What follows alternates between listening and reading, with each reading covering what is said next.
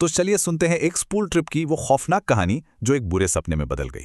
इस कहानी की शुरुआत होती है एक खौफनाक सुबह से, जो हमें सीधे इसके अंजाम तक ले आती है।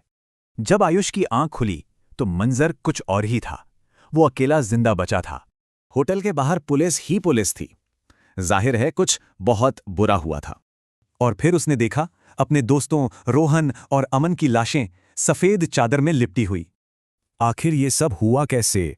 कहानी की शुरुआत हुई थी कुछ घंटे पहले एक खतरनाक फैसले से।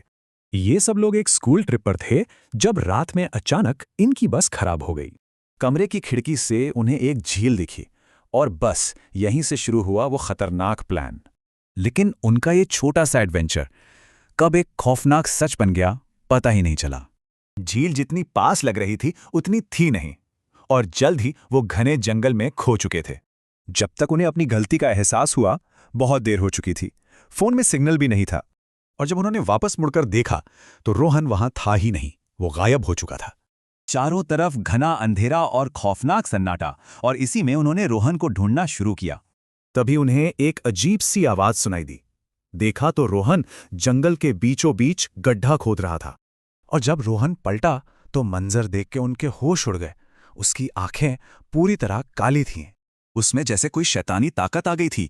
उसने अमन को जोर से फेंका और फिर खुद बेहोश हो गया। लेकिन खौफ यहीं खत्म नहीं हुआ। अगले ही पल वो साया अमन के अंदर समा गया। अमन उठा और पागलों की तरह एक खंडहर की ओर भागा। आयुष और रोहन भी उसके पीछे भागे। खंडहर के अंदर का नजारा और भी डरावना था। अमन हवा में था और सामने एक खौफनाक औरत खड़ी थी।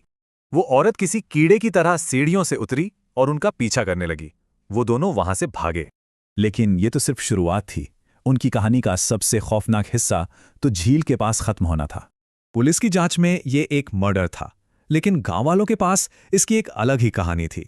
कहते हैं सालों पहले गांव वालों ने एक औरत को मारकर झील में फेंक दिया था। अब उसकी आत्मा बदला चाहती है, और उसी आत्मा ने रोहन को झील में खींच लिया। आयुष किसी तरह बच निकला, पर सब देख रहा था। सोचने वाली बात है, उस झील का वो गहरा राज क्या अब भी किसी अगले का इंतजार कर रहा है?